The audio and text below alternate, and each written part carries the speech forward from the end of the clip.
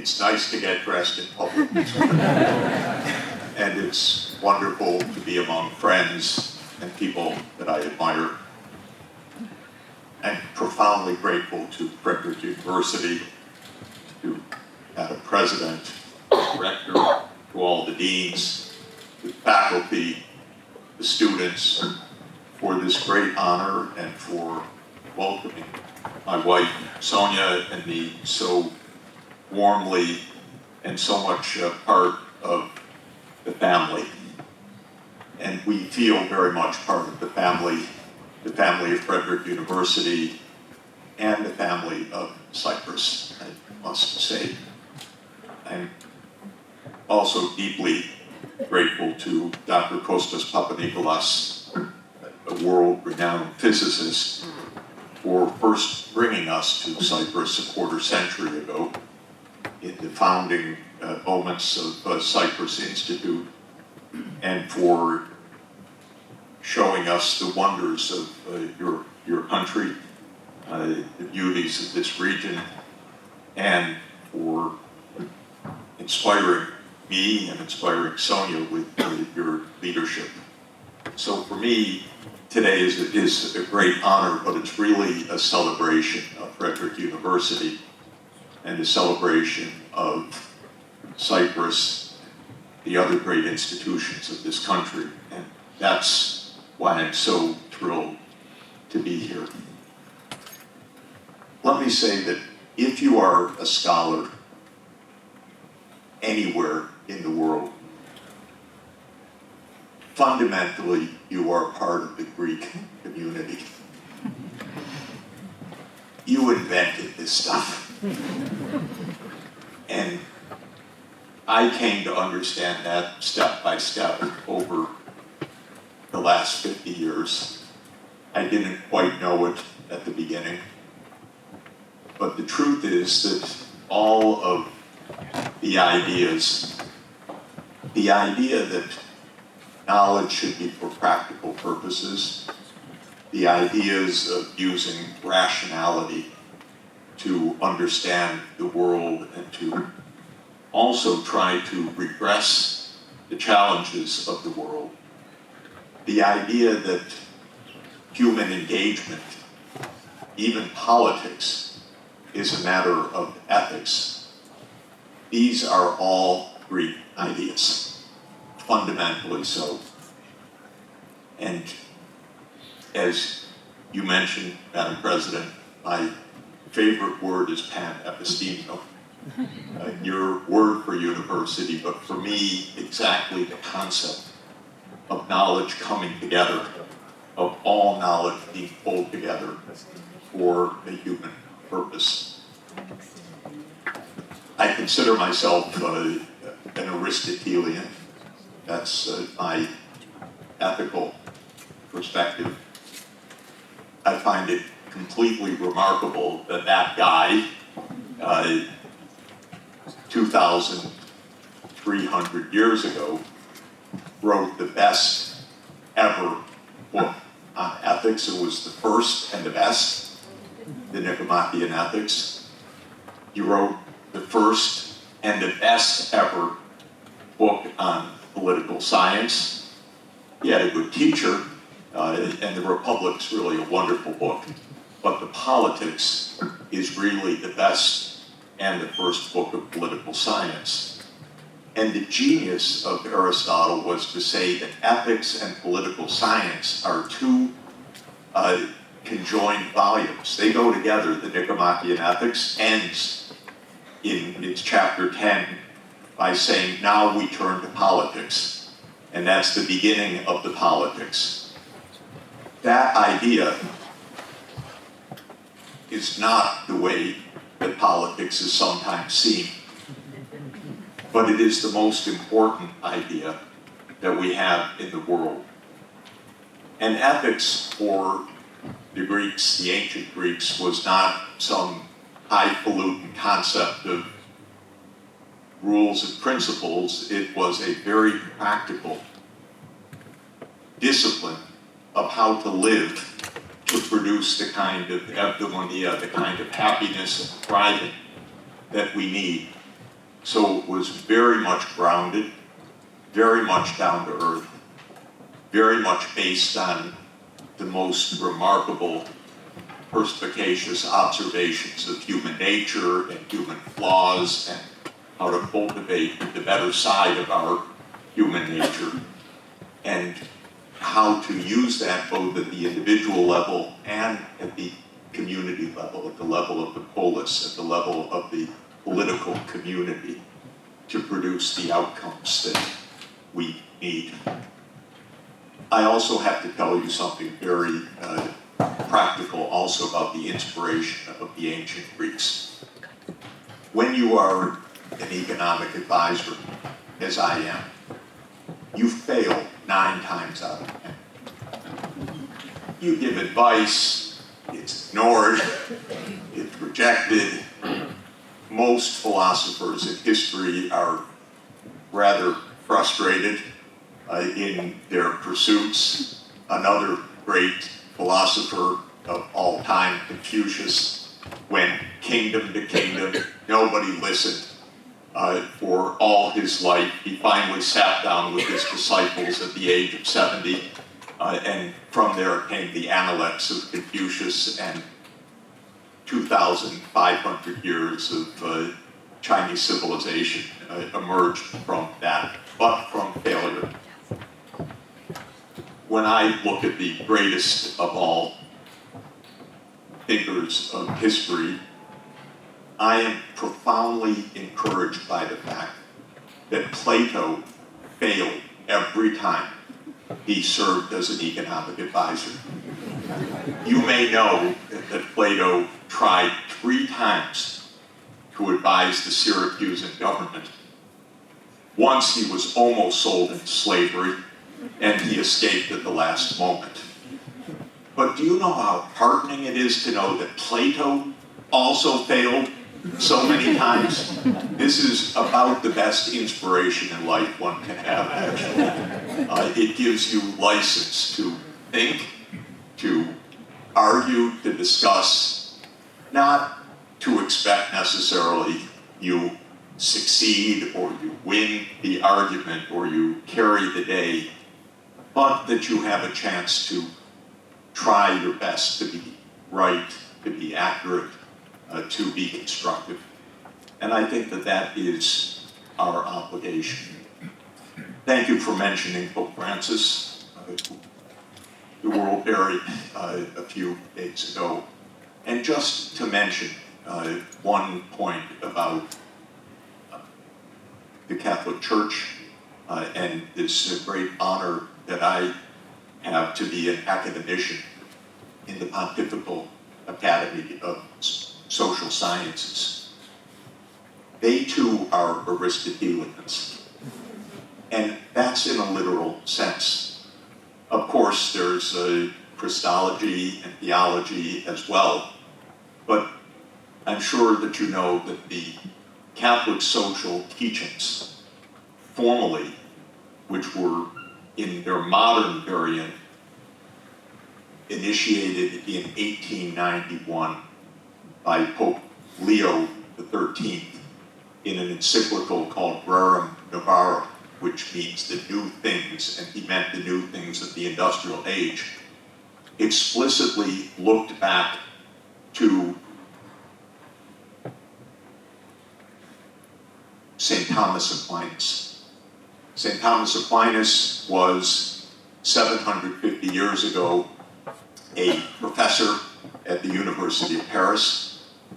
And what was Aquinas' mission in life?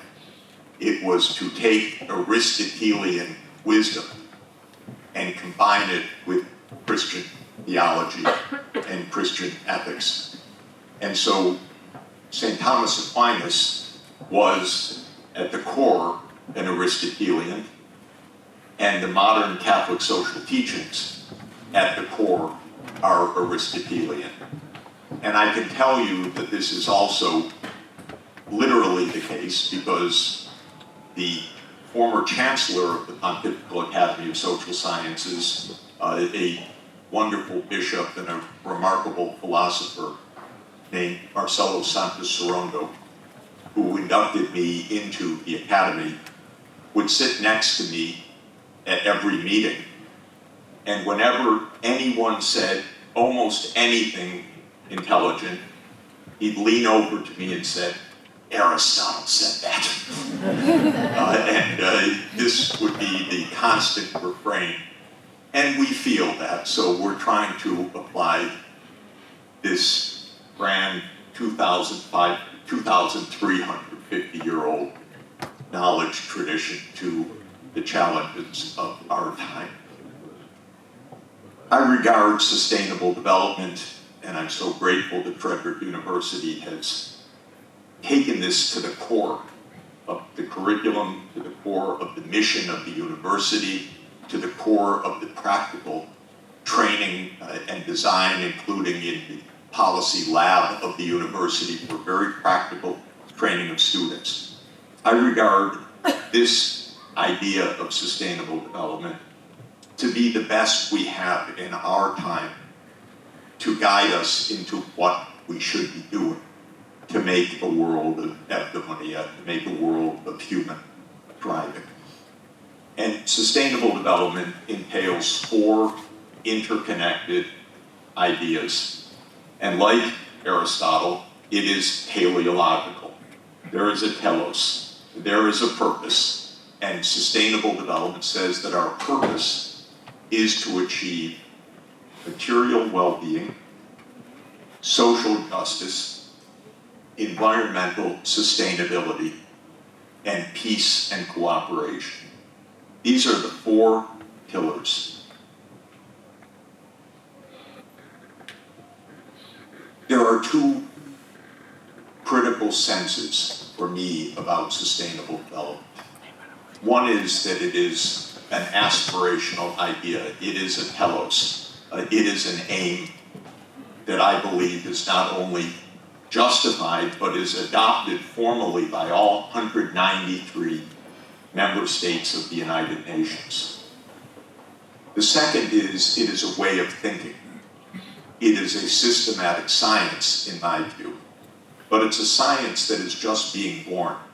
It is not typically, and never was in the 20th century, a department or a degree or a way to organize the curriculum. It's new, but it's new because it fits the needs of an age where the scale of human activity, the size of the economy, is physically wrecking the planet on the one hand, and the institutions that we have are creating inequalities that are so startling they have never been before seen on the scale that we have them, where one person, whom we can call informally our Prime Minister, Elon Musk, has a net wealth of $300 billion, and 1 billion people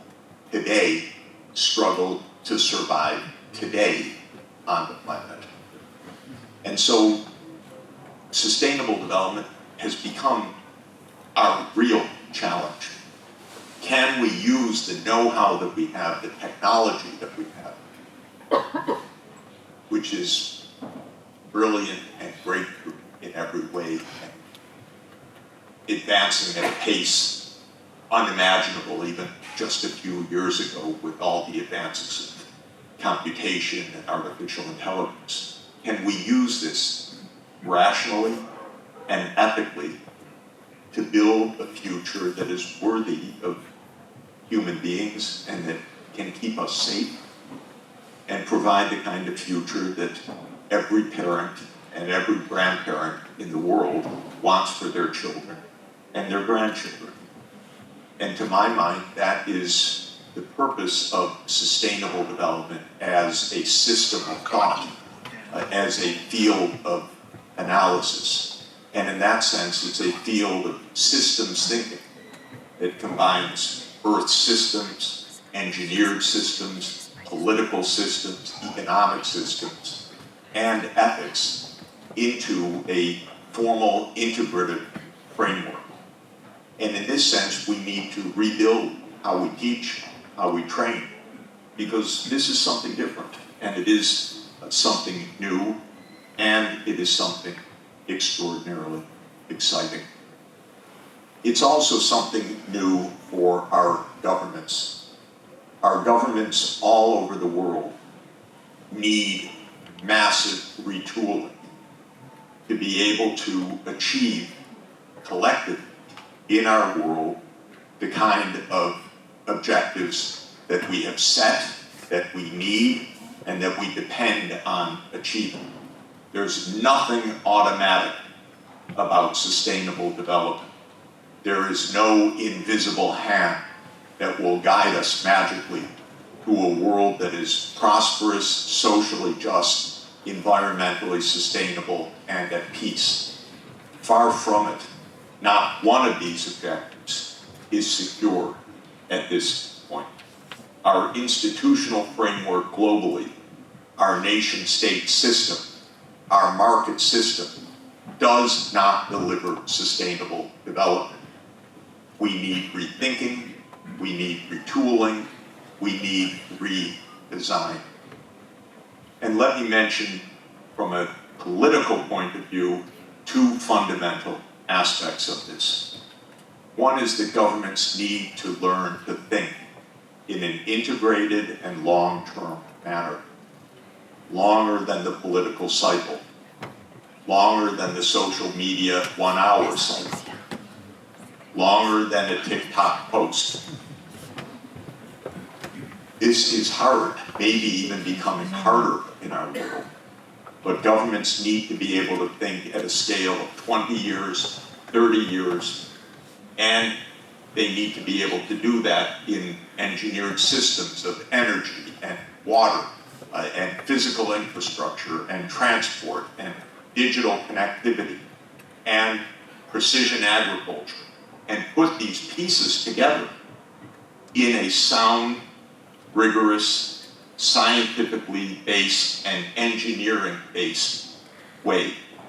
Most governments are not capable of this. My own government in the United States thinks at the time horizon of about an hour now. There is no planning. We don't even know what the next hour will bring. And for other governments, not quite as extreme in that, because it's hard to be more extreme than the US. We call ourselves exceptional, and indeed we are. Governments generally lack that long-term thinking. There's a second dimension of sustainable development that is essential for governments. And this is absolutely difficult and paramount for Cyprus. And that is regional cooperation and regional peace. I can tell you as an economist, you trade with your neighbors. We have in economics something called the gravity equation, which means that the amount of trade between two economies is the product of their sizes divided by the distance squared. It's an empirical relationship that looks like the gravity equation, and so we call it the gravity theory of trade. But the point is, countries trade with their neighbors, countries share ecosystems with their neighbors, countries share fisheries with their neighbors, countries need to connect in energy systems with their neighbors, because if it's cloudy here, it's sunny someplace else, and you want the transmission grid to be sharing those green electrons in a larger geographic space. Well, as you know very well, and maybe no country has been more at the center of the clash of empires throughout history than Cyprus. I think you probably are number one. Every major empire has visited, by my count, from the Persians, the Greeks, the Romans, the Umayyads, Byzantines, up to the British, the Americans, and everyone else. You've been visited by everybody. Because you've got some wonderful real estate, by the way. And so everybody wants to come and visit. They don't all get to have an honorary degree, so they come and try to take something. This is a ground reality of your geography at the crossroads of Europe and Asia and Africa and the Middle East. You are unique, and your place in history has been unique because of this as well. But this case for diplomacy is of fundamental importance, as difficult as it is.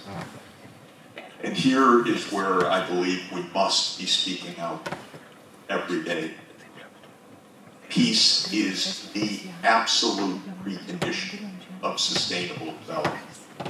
Peace is the precondition of economic prosperity. Peace is the precondition of social justice. There is no higher calling than peace.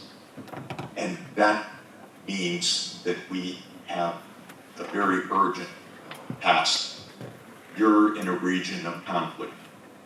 You're beset by a long-term, deeply entrenched, extraordinarily painful conflict. Nearby is a war raging in Ukraine. Next door is a genocide underway caused by Israeli intransigence and unacceptance of two states that would honor the Palestinian cause and the Israeli people. And we need to resolve this for the sake of those who are most afflicted and those who are suffering the shocks from afar and from an entire world that is endangered by these conflicts. One of the aspects of my work that I would like to just share with you is that I've had the experience and the good fortune to be advisor to governments on all sides of all of these conflicts, all of them. I was an advisor to President Gorbachev 35 years ago. I was an advisor to President Yeltsin. I was an advisor to President Kuchma of Ukraine. I advised Mrs. Erdogan on her program for circular economy and zero waste, which is an initiative of the First Lady of Turkey. I began visiting Israel 53 years ago, in 1972. I have worked with Palestinians for many decades. Some of my closest, brilliant colleagues, Professor Rashid Khalidi and others, have been champions of the Palestinian cause and have helped me to understand also deep injustices and the historical roots of these conflicts. What I have learned from all of this is that dialogue, negotiation, mutual respect, above all talking across the divides, is the most essential skill that we have for making peace. And we must meet each other with the dignity and imparting the dignity of human beings, confronting deeply painful issues, but with mutual respect. There is no such thing as one side good and the other side evil. There is a world caught up in intractable conflicts and with instincts and pain and emotion that make it very difficult to resolve these conflicts, but they must be resolved. And we must find ways to avoid the continuing spirals of violence, because unlike all of the wars of the past, we are in the nuclear age, when one mistake will end the world. And believe me, if you've advised, as I have, more than 100 governments around the world, you know they are capable of mistakes. Honestly, to know them is not to feel comfortable at night. To know them is to say, stop fighting, talk. It means for Europe to speak with President Putin. It means for Europe to not shun negotiations. It means when there is intransigence to say, no, intransigence is unacceptable. There must be a way to resolve these issues before we all end up in disaster. Let me just conclude by thanking Frederick University for taking up the cause of sustainable development in your core mission and in your central focus. This involves new organization of knowledge. It truly calls for pan-epistemio. There isn't a discipline that is outside of sustainable development. For 25 years, students have asked me, what should I study if I want to be engaged in sustainable development? And I tell them, anything that interests you, but understand the broad context. Understand the interconnections. Because if you are in healthcare, as my wife is, if you are in climate science, if you are in energy systems, if you are in architecture, if you are in diplomacy, in any of these fields, you are in sustainable development. And the key is to understand your part of this interconnected system of systems thinking. We've been speaking today about one idea that I have been developing with the wonderful friends here called Ages of Globalization, to try to help our students understand the interconnected world and understand climate, institutions, and the science, the ways forward. And it did dawn on me, ladies and gentlemen, probably uniquely, of all the places in the world, you can tell the whole story of human history right here to help people understand this interconnected world, this interconnection of geopolitics, the interconnection of trade, the interconnection of diplomacy, of risks of conflict, of environmental challenge, of sustainability. You not only have the wisdom and the civilizational depth term that I heard for the first time last week that I really liked. You have a very deep civilizational depth to the core that you can draw upon.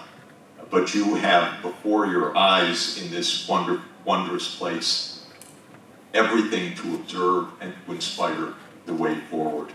So I'm absolutely grateful to Frederick University for taking on this great challenge. Especially thrilled to be part of your family. Absolutely and committed to join you on this journey in any way that I can. And to all of you, my deep gratitude. Thank you.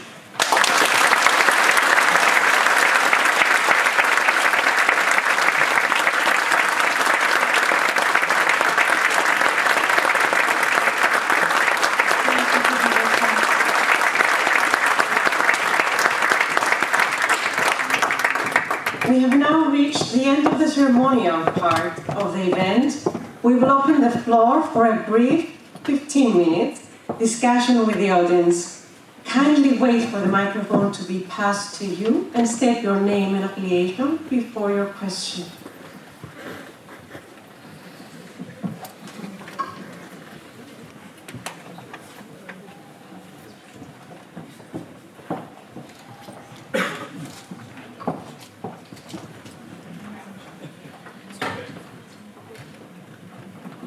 My name is Mike Efthimiou. I'm professor of engineering at the University of Western Australia. I would like to ask a question on climate change and related to sustainability. There is an urgency to reduce emissions of CO2. We all know why. And it is important, therefore, to make the energy transition away from fossil fuels to more sustainable. Over the last 2 or 3 years, there has been some significant advances in the way that electric cars work. Advances also, I would say, in photovoltaic. Most of these advances are coming from China. The world should be embracing all of these, taking them on. And my question is, does it make sense to be putting significant tariffs on these products? My favorite subject. There is nothing about the tariffs that makes sense. So I could stop there. There are many purported justifications of Trump's policy, but it must be a very deeply held secret because there is no analysis at all that justifies the particular approach of the United States, which in any event changes by the hour. This is a very peculiar situation. And I should explain one basic point. How can one person overturn the World Trade System? This by itself should open eyes. This is not a vote by Congress. This is a decree by one person. The answer is Trump is acting unconstitutionally. But because of the failures of our political system, he is able to do so at least temporarily. And the reason essentially is the following. He has declared a national emergency. This, as you know, is not a very democratic act to begin with, but we have sprinkled throughout our legislation the word emergency. And that's because the U.S. is an imperial state and it built in some of the very bad behavior of imperial states, including the idea that the security state must come first and therefore there can be emergencies that the president can rule by decree. Well, all of that is a bad idea to begin with, very dangerous, but Trump's declaration of an emergency is obviously utterly contrived. Is it an emergency to run a trade deficit that you've been running 20 years? Not exactly. Maybe it's a policy mistake, maybe it's the result of some other bad policies, but it's not an emergency that enables you to throw out the Constitution. There are dozens of lawsuits now by companies saying, we don't pay those tariffs, we don't accept these tariffs coming from a decree, because if you read the US Constitution, Article 1, Section 8 says that the ability to levy tariffs is exclusively congressional, not presidential. So whether this actually stands or not also remains to be seen, and exactly what the policy is changing all the time. But let me go to a different part of your question, and that is China. China is a remarkable civilization. Let's say that China has civilizational depth as well. China was unified in the year 221 BC, and unlike the Western Roman Empire, which ended in 476 AD, China's unitary state, though it was broken on occasion, basically has existed for 2,200 200 years. China is a remarkable, wonderful civilization. China, for hundreds of years, did not go to war with its neighbors.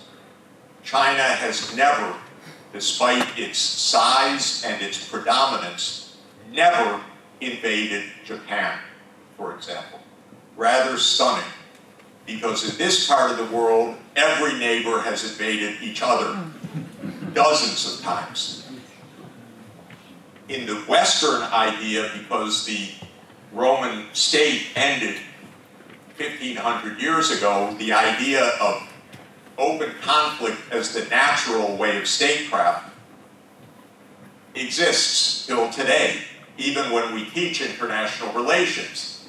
It's an anarchic world. This idea is completely foreign to Chinese international relations, which is based on the idea of a Confucian harmony, not on an anarchy. And for me, very interestingly, China, from the year 1368, which was the beginning of the Ming Dynasty, to 1839, when Britain invaded China for the great cause to force China to accept opium. Wonderful, wonderful imperial initiative. For that 500 years, China never lifted a finger against Korea, never against Japan, and for 17 years, from 1410 to 1427, there was a skirmish with Vietnam. Other than that, 6 centuries ago, never. So the whole idea that China is this great threat to the US and Europe is a preposterous idea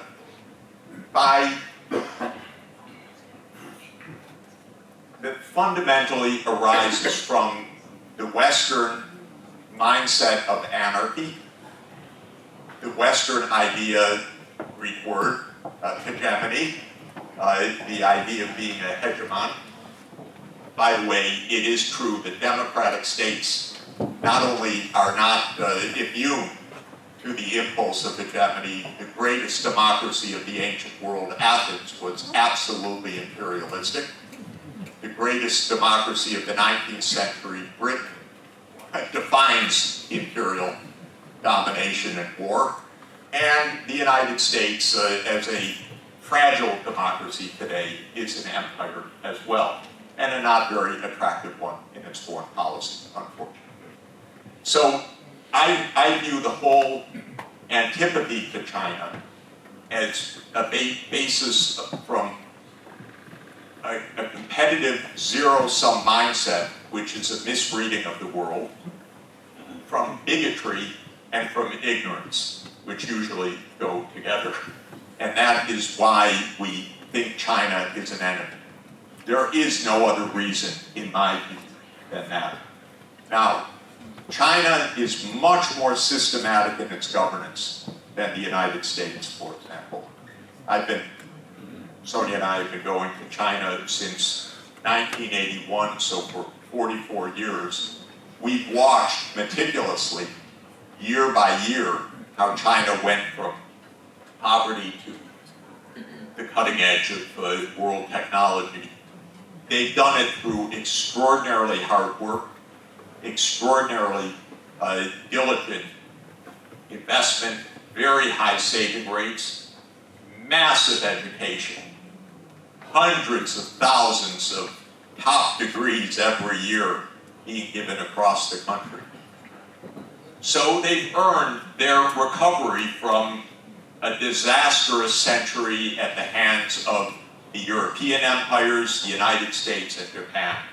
No thank you. They were invaded several times. They don't want to be invaded again. They don't want to be broken apart again. They decided 10 years ago in a program called Made in China 2025 that electric vehicles was very important for the future, that digital technologies were extremely important, that precision agriculture was extremely important. They listed 10 classes of technology that they said by 2025, we want to excel in, to be world competitive in. And they essentially accomplished the objective through systematic investment, very hard work, very clear 10-year policy directives. So today, China is the lead producer of most of the green digital technologies in the world. During this period, the core of European industry, which is the German automotive industry, said, we produce wonderful internal combustion engines, the best in the world, absolutely true. So we'll continue to do that, thank you. Mercedes-Benz and Daimler and Volkswagen and others didn't move anywhere near the pace that they should have. So China now leads electric vehicles in the world. They are the best, they're the lowest cost, they're highly competitive. The US uses a new word, that China has overcapacity. This is an absurdity. The US, yes, undercapacity. That's true. But China does not produce more than the world needs. China is producing a fraction of what the world needs for a successful transformation. China has the capacity of about 1,300 gigawatts of solar module production each year. About half of that is sold right now. The other half is desperately needed if the world's going to succeed in the energy transformation. We shouldn't be trying to stop China from doing this. We should be partnering with China. The US, honestly, they haven't read Aristotle. This is the basic point. They don't get it. But Europe can do better. Europe should propose to China a partnership. You have the Belt and Road Initiative. We have the Global Gateway. Let's work together. We invest from west to east. You invest from east to west. We meet in Samarkand, and we unite Eurasia in a green and digital future. This is how Europe would prosper, would succeed, would regain what Europe should have, which is dynamism economically and technologically. Don't follow the US into the mess. This is my real advice. You are part of Eurasia. It happens that on the other side of Eurasia, you have a very dynamic partner. Work together, and you can bring Eurasia, which is the core of the world economy, into the high technology, digital and green era. And this is what should be done.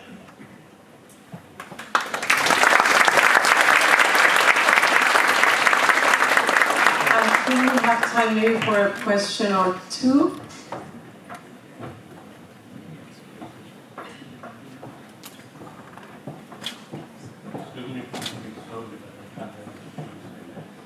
Yes, excuse me for moving slowly, but it's a nice place where I start now.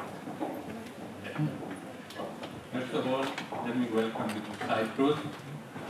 It's a great honor to have someone who can deliver a macro approach to the issue of the environment.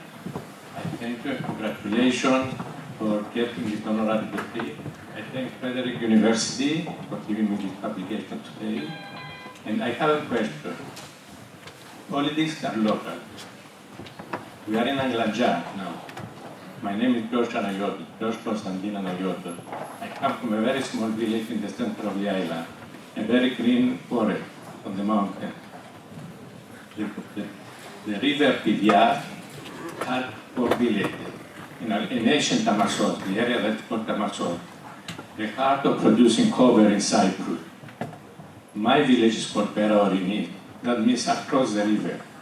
The other 3 villages are called Politico, Ergates for the workers, and the other one is called Pera, across the river. And the other one is called Episcopio, for the priests. So, all politics are local. You gave us a macro approach to where the environment is, where is this going, etc. Thank you very much for this. I would like to hear your views on the micro level. In Aglanja, last night I was with my driver. I have a driver because I can't drive, because of my condition. I told him I'm going to this, but I have someone else to drive me. He said, why this is so important? Because it's Jeffrey Sachs. So, the question is, in Aglanja, when he was driving me around where his house is, I saw garbage cans, like 3/4 of the garbage car, covered by garbage. Covered, you couldn't see the can, the garbage can.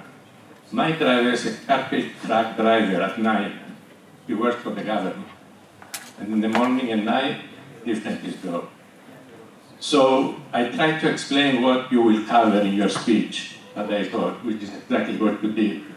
My question is, how do you give incentives to locals, like in Aglanja, not to buy garbage bags from the supermarket that are much cheaper than what the government is giving them, selling them actually, and have the incentive not to throw this, they can. I mean, if they get arrested, that's a big problem, right? So how do they do it? Thank you for the Yeah. question. I think it's clear. Yeah. So Professor I Sachs. hope it's clear, Dr. Sachs, It that is. I'm really worrying about the micro aspect and how to incentivize these people in the world of uncertainty. Big uncertainty with risk and incentives, not share optimally between. Exactly. Thank you very much. Thank you very much. Let me say that many places have successfully addressed the question of single-use plastics, of actually shopping bags and so forth. We go to some places that are absolutely devoid of the kind of refuse that you would see in other places. So first point is that there are solutions. And there can be certain kinds of incentives or regulation or pricing and so on. This is a perfect topic for a student assignment. This is a wonderful topic for a group of students to take on and do. Fine, zipper here, so I can get.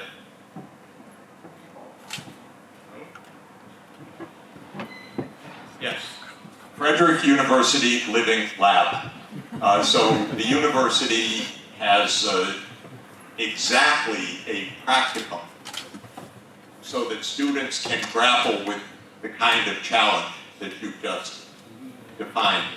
It's a perfect project, by the way, because it is analytical. They can study other experience, they can read the literature about this, they can do a survey of local population, they can look at the sources of this garbage, whether it is the plastic bags or other things, and then they can argue for a certain kind of approach, maybe even do a trial project in one of the 4 villages and compare it with a baseline control group in another village to see whether it works. So thank you very much. Good assignment.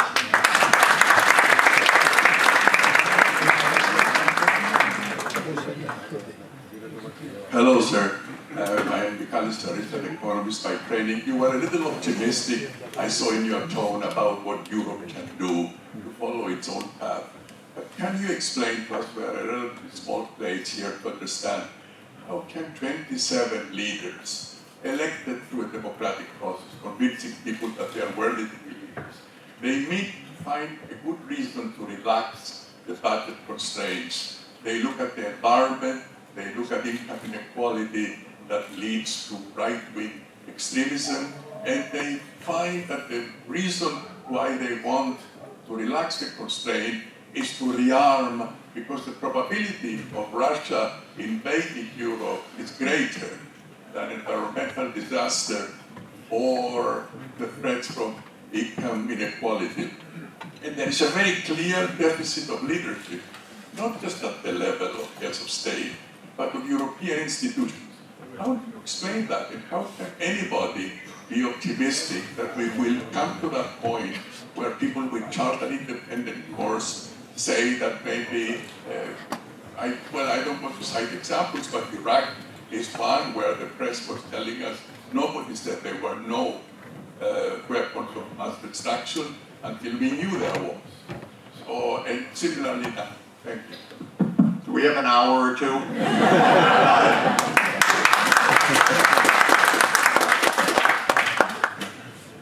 Let me start quickly, maybe 4 or 5 minutes if possible. Iraq. The war in Iraq was not a war under faulty premises. It was a war under false premises. It was based on lies, not on mistakes. The US government lied because it actually tested how can we convince the American people for war. And in the fall of 2002, they even did focus groups, and they determined that weapons of mass destruction would be just the thing to scare the American public. They are liars. This is a basic point. It's not a great innovative thought, but I just want you to know this was not a mistake. Oh my, there were no weapons of mass destruction. This was a lie. Not the first time an empire lies for a living, but one needs to be trained a bit to understand that's a lie. And that was. And we need to stop the lying. We need to stop the secrecy. We need to stop this great confidentiality, which is just a cover for lying. So this is just a side note on this. In substance, Europe does not need $800 billion of armaments. Europe needs to send a senior official to discuss with Foreign Minister Lavrov or President Putin how to end this in a mutually satisfactory way. Europe has no diplomacy right now. There is no diplomacy. You can meet 100 times with Zelensky, but that's not diplomacy.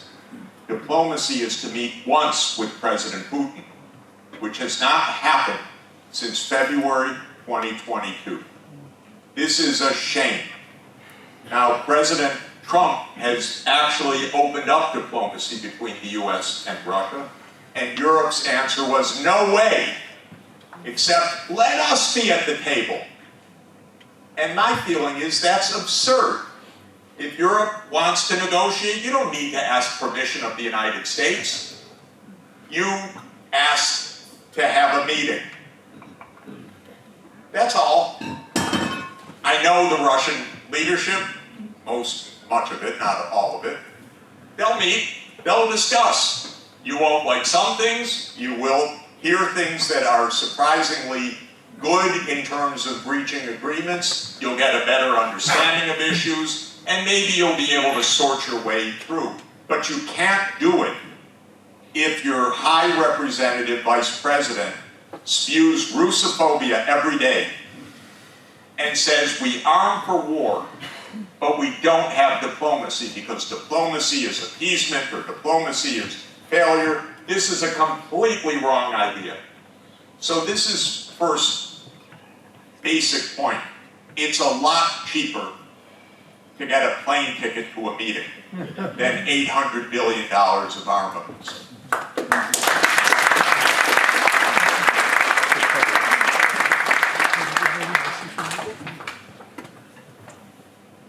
There is really also a very complicated, hours-long discussion to have, seriously, about how Europe functions right now. Europe is not, of course, it's not a federation. It's a very, very loose confederation of 27 states. And in our world today, I believe that's not the best way to be organized. Your surrounded by big players. Russia is one of them. You're more likely to be invaded, by the way, by the United States than by Russia.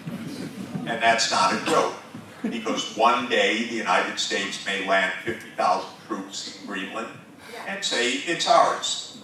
Because actually, Russia's not threatening to invade Europe, but the United States is rather explicit about it.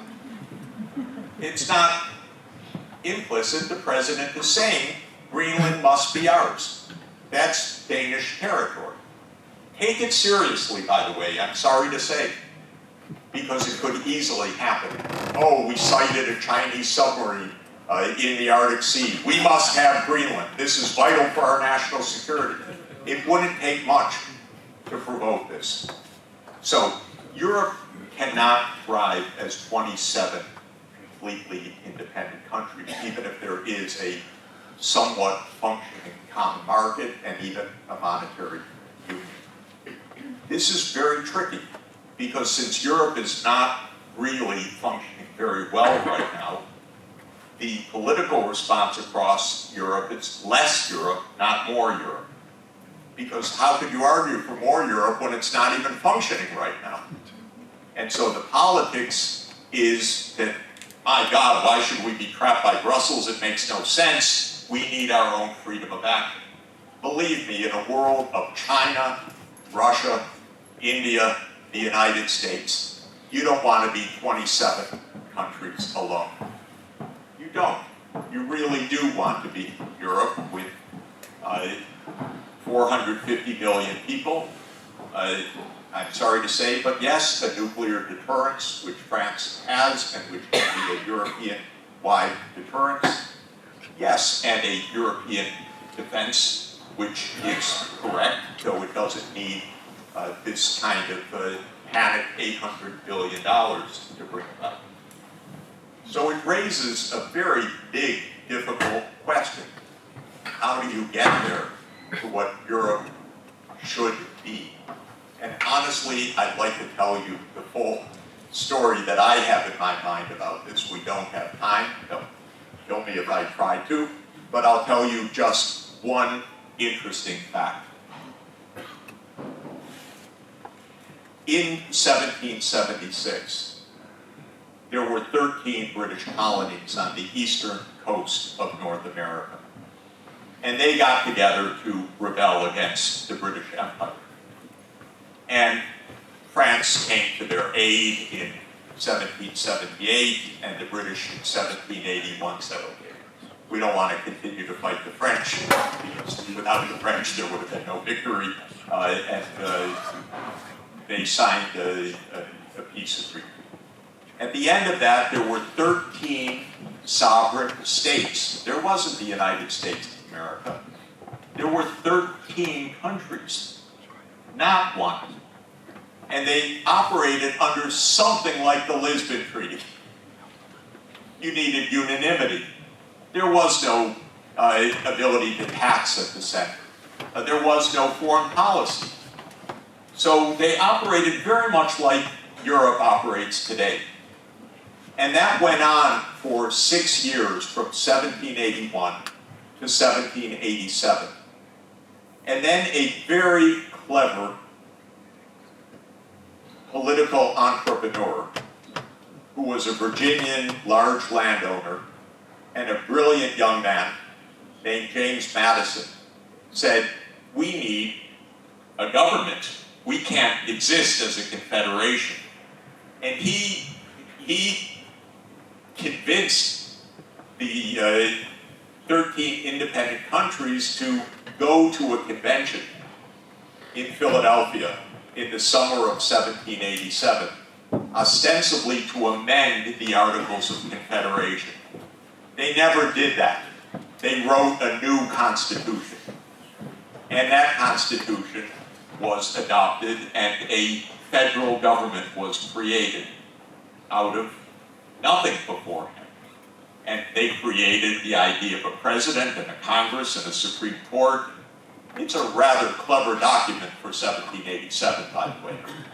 And they studied the Greeks. and they studied the Roman experience, and they used ancient knowledge and Montesquieu to come up with this. Europe needs to reform its institutions to be more Europe in an adequate way. Because if everything depends on unanimity, you can't actually manage successfully in a world where you're pulled by much larger powers than any of the 27. And it will be chaotic unless there is a well-functioning Europe. It seems like a distant dream right now, but I think that if responsible political leaders, not warmongers, as in Brussels right now, because this is not the approach, not panic, but logical thinking says we need to strengthen our capacity to negotiate with the United States, to negotiate with Russia, to negotiate with China, to negotiate with India. We need that, and we don't have it right now. And there was thoughtful reform. This would make a huge benefit for all of you.